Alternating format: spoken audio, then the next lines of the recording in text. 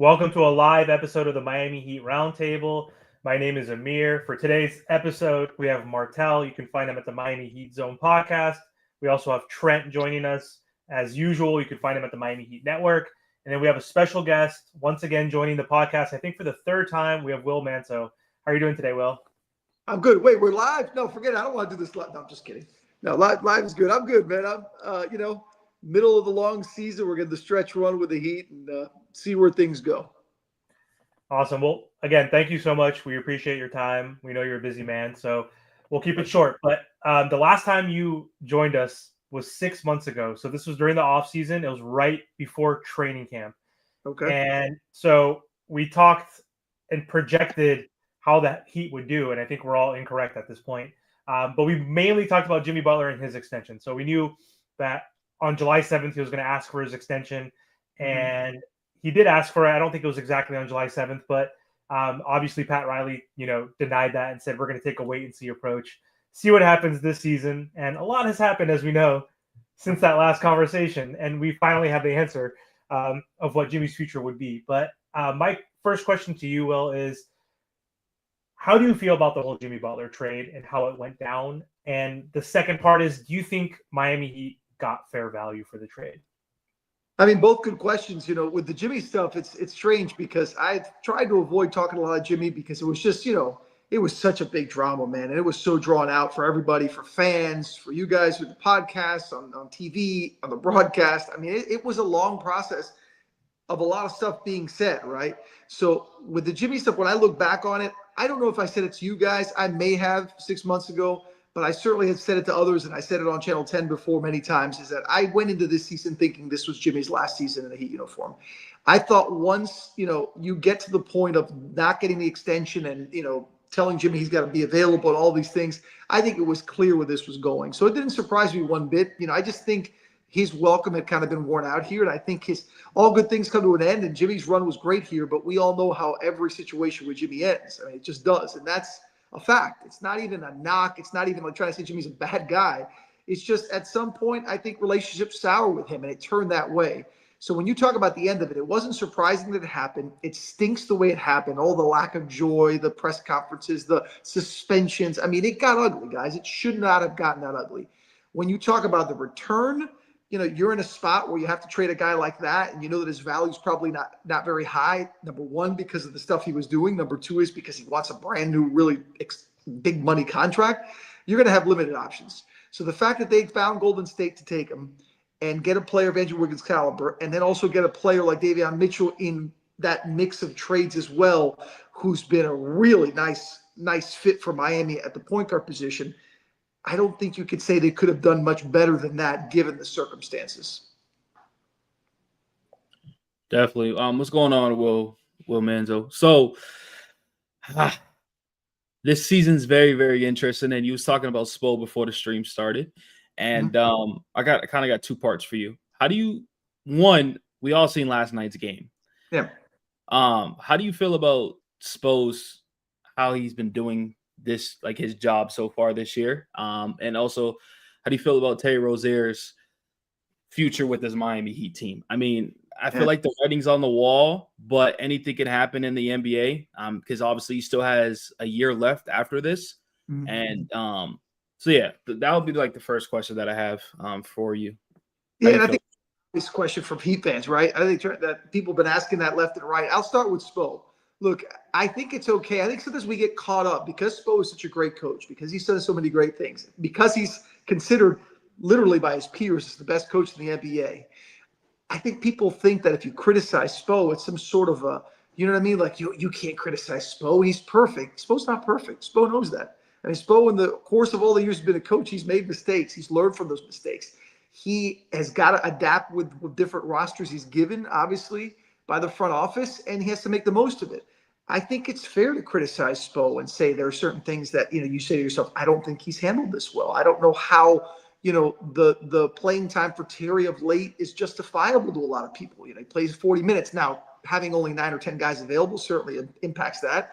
So, but I think it's okay. Like, sometimes I think we get so caught up in, like, you either have to say Spo's the best coach ever all the time or say he sucks.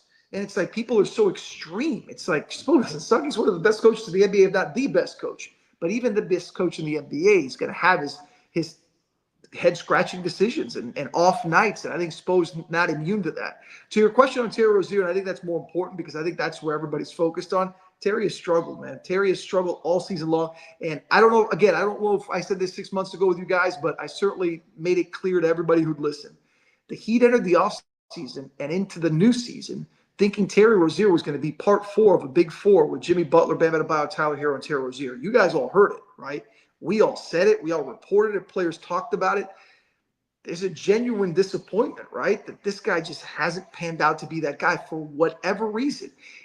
And again, it doesn't have to be personal. You don't have to say Terry Rozier sucks. You don't have to say Terry Rozier is a bad guy. Terry Rozier has just struggled. It's a veteran player with an excellent resume who hasn't played up to the standards that he should. And that's frustrating 60 games into the season because they've really needed the Terry Rozier they thought they were trading for.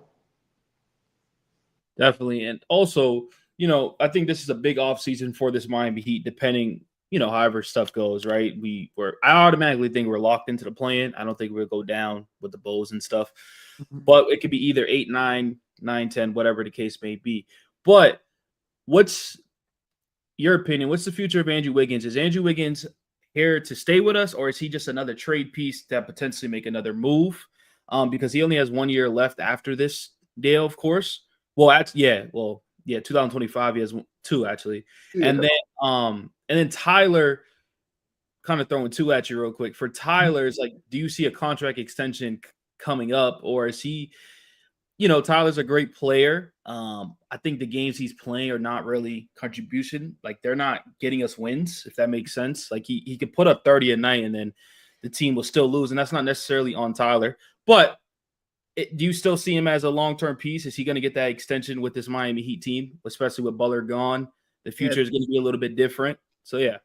It's a good question. I think that's where everybody's pointing to. Like, what's the future? Like, look, in the short term, you're right. I think the Heat are going to be the 7th seed. I think they're going to hold off Orlando, Atlanta, and get the 7. And all they have to do is win 1 of 2 home games in the play-in game, and you think you get either Cleveland or Boston, which is a tough challenge in the first round. So let's just move forward to the offseason eventually, right?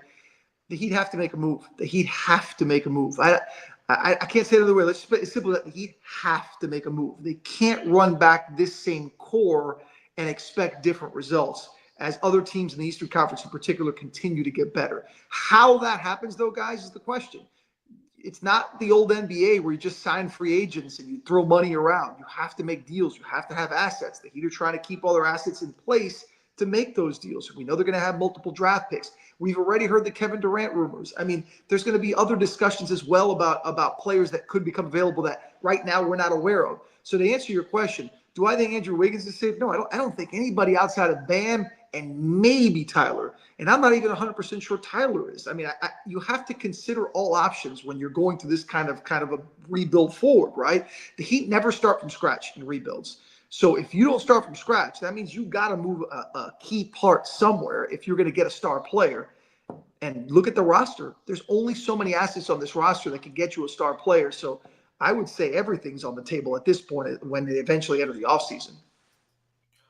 Will, so then what do you think about some of the young guys? I mean, like Jovic, he broke his hand. Jaime, he's not really having the best season. And I also think that's due to this, whole 5-out offense that Spo's trying to play. I just don't like the offense only because if you only have, Duncan and Tyler, who they're our best 3-point shooters, outside of that, you really don't have anyone that can shoot threes at that high level.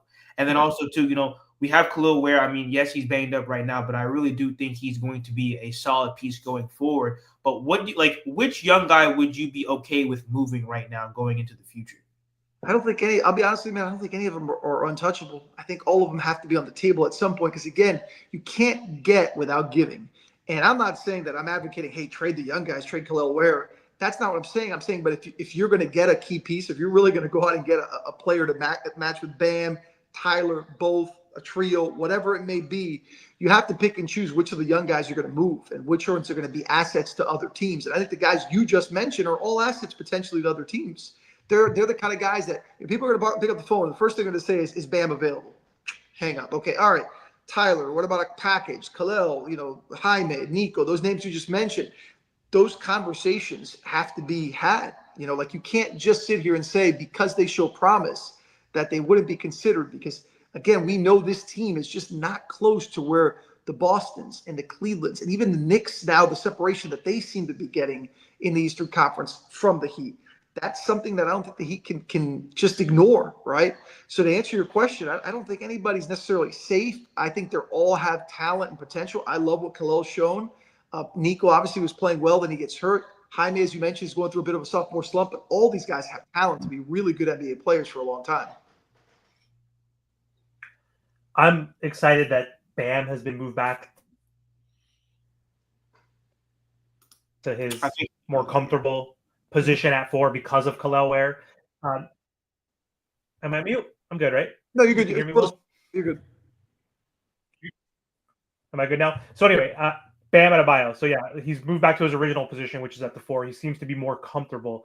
And a lot of people were giving Bam Adebayo a ton of slack for starting off the season in a slump. Yeah. And, you know, it was probably for the first few months, he was shooting 42% from the field, which is like ridiculous. He's never shot below 51% from the field in his career. He's closer to 50% now. Since All-Star break, he's been averaging 22 points per game. He's been shooting, I think, like 57 or 58%. Yeah. 58%. So his averages have gone up. So just what are your thoughts on Bam and his resurgence moving forward? Bam was right early in the season. Look, I asked him the question. Others asked him it well. He got tired of hearing the questions, I think, because he said the same answers all along. And he just said it. I don't know if you guys saw, he was quoted in a couple articles. And then yesterday after the game, he told Jax, when Jax asked him, he's like, I told you guys all along, I'm going to be fine. The shots are going to start falling. I like the shots I'm taking. They're going to be there. Now, to your point, Mir, I think the move to the 4 certainly gave him a little more freedom to do some of the things that we've seen Bam do in the past, in particular in the mid-range. You know, Bam, when he's on, he's knocking down those mid-range shots, man, and knocking them down in rhythm and smooth. We're seeing that Bam again, along with the Bam that can go up, put putbacks, get alley-oop dunks, be an enforcer at the rim offensively. We've seen the mid-range game kind of develop again. So I will say this, I think it's a combination. I think moving to the 4 has helped unlock Bam a bit and give him those spots, the sweet spots that he likes to go to.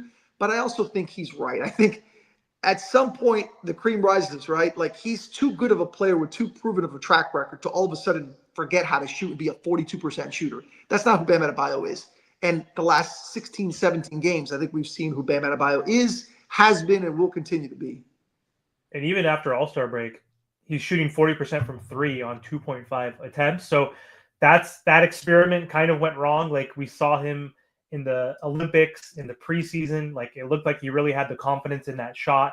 Yeah. Spo, there was an article, or there was some sort of report out there on Twitter saying that Spo finally is allowing Bam to shoot. So, which I thought was funny. But he's also shooting 40%, so he looks more confident there. The only thing, though, I think what I'm confused about is just the defensive rating is a little bit down. Like, the offensive rating is up, which Heat fans would be shocked to hear. Yeah. So because of those few games that we had a couple weeks ago where we scored 86, 86, and 85, which was putrid. That was putrid basketball. But offensive rating, we're 17. Last year we were 21, even up to 25 at some points in the season. But defense, our bread and butter, our calling card, we were at 5. We were top 5. Right now we're at 12. And what do you think that is? Because I thought when Khalil was inserted into the starting lineup, he's obviously a raw rookie and was trigger happy, trying to block every shot, and getting out of position, not playing the best in the drop. But he's still a good rim protector, the best rim protector we have. And he allows Bam to be that free safety and help with that point of attack and the perimeter. I thought we would be better. I don't know, like, what are you seeing like with deficiencies in defense lately? Question, because that is their bread and butter. And, when you talk about double-digit leads, no one's blown more double-digit leads in the second half of the Miami Heat. That's absurd. People talk about the struggles on offense. You're right. When you can't score, it's hard to maintain a lead. But if you play defense, you can maintain a lead. And a lot of those cases, they'd let teams go on big runs and cutting through the basket. And, it's a question that I think Eric Spoelstra has to study and figure out, because the energy, the effort seems to be there. I go back to, though, and this isn't an excuse, it's just what I've been thinking now for a few months now, as this team hasn't looked right all year. Like, the only thing they've been consistent at all year is being inconsistent, especially defense, especially on defense, where, again, that is what they're supposed to do.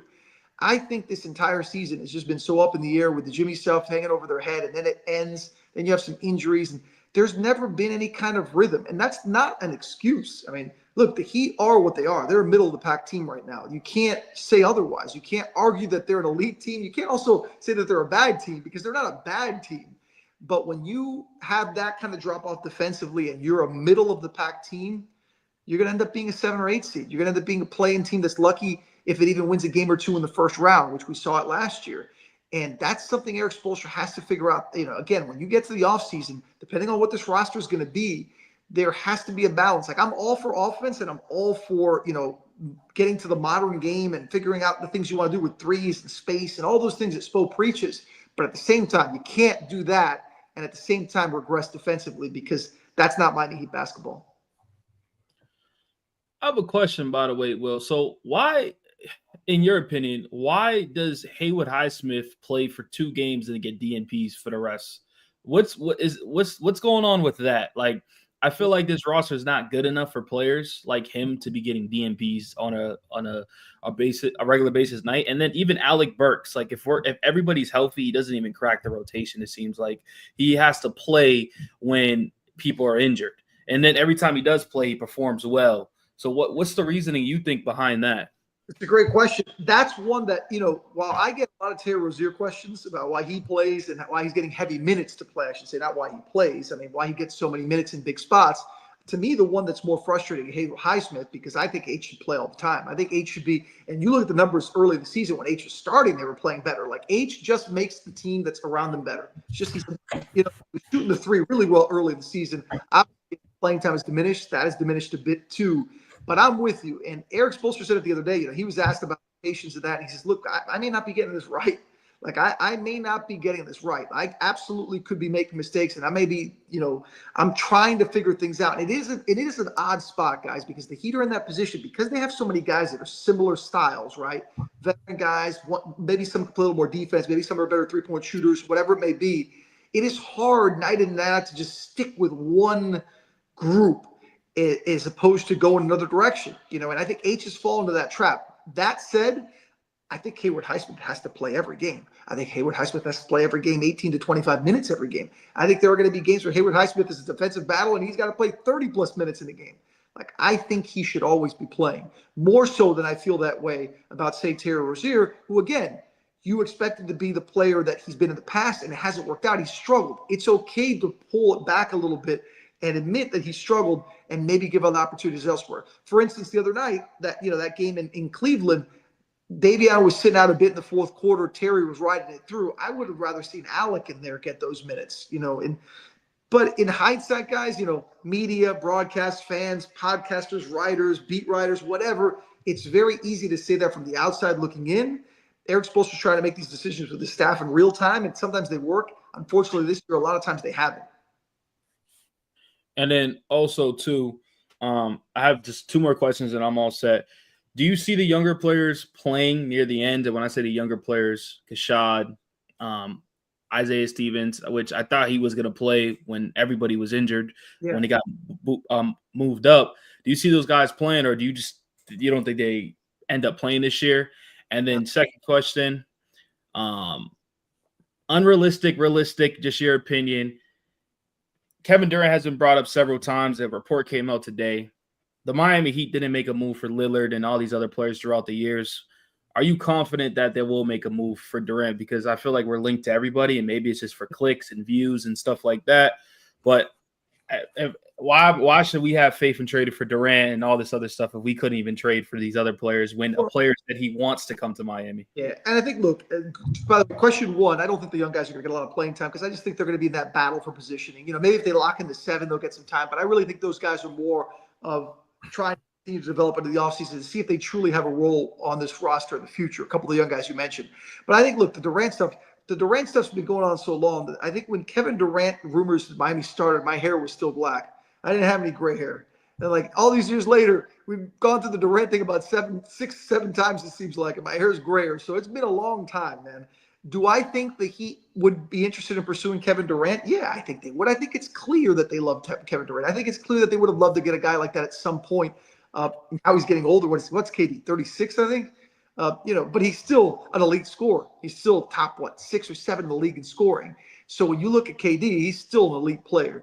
I think to your point, and I get the frustration from fans. I never tell Heat fans, like, sometimes Heat fans get a little obsessive, like, oh, Pat Riley stinks, he's washed, they don't know what they're doing. Look, they want to get these players they're chasing. Like, Damian Lillard should be a Miami Heat player, but Joe Cronin didn't want to trade him to the Miami Heat. Like, he didn't want to figure out a way with the pieces. Like, the Heat couldn't invent pieces, right? The Heat had their assets. They were offering whatever it was they were offering as a package, and the Blazers didn't want to do it.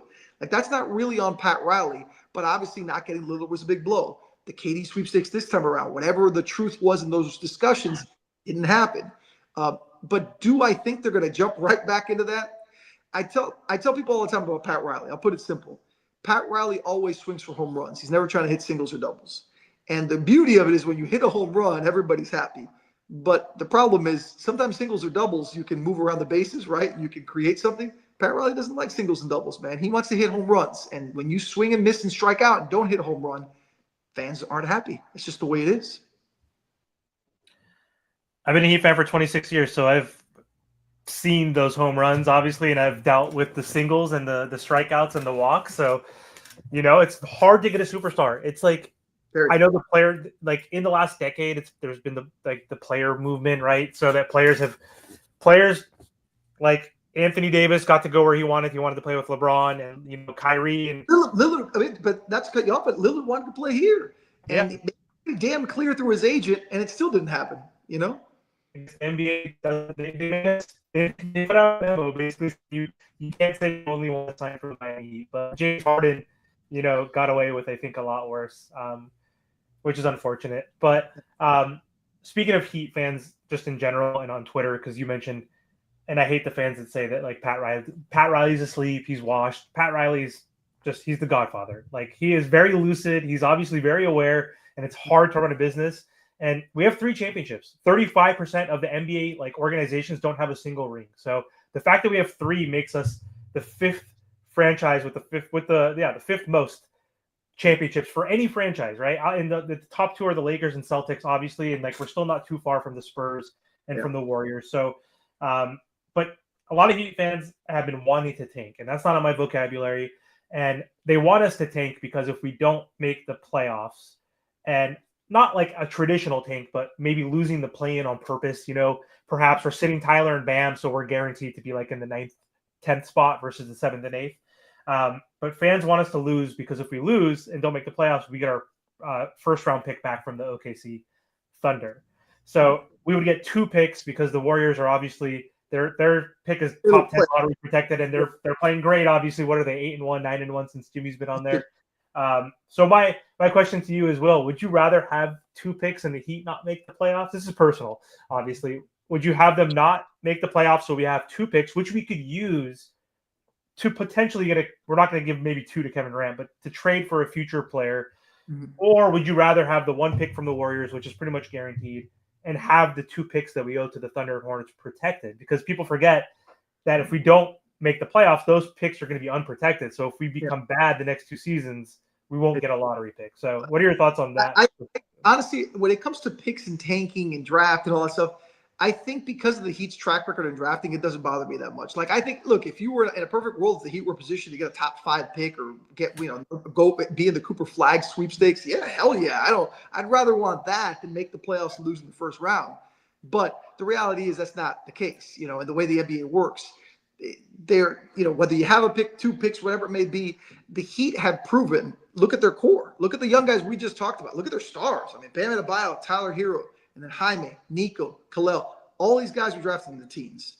None of those guys were top 5 picks, and it goes to show Adam Simon, Andy Ellisberg, Pat Riley, the core there of people that are behind the scenes making decisions, the knowledge that they have of drafting. So to answer the question the simplest ways, I really don't care.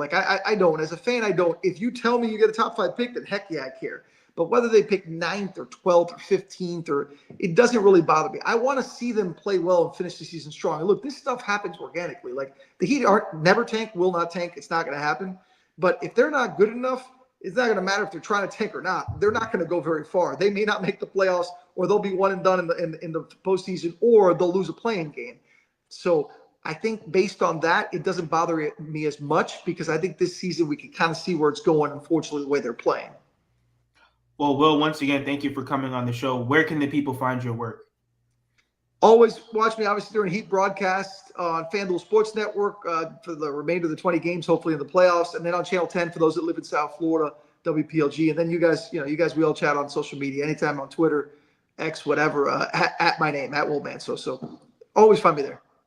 Guys, make sure that you guys like, share, comment, subscribe. And once again, Will, thank you for coming on the show. Always my pleasure, man. We'll talk soon.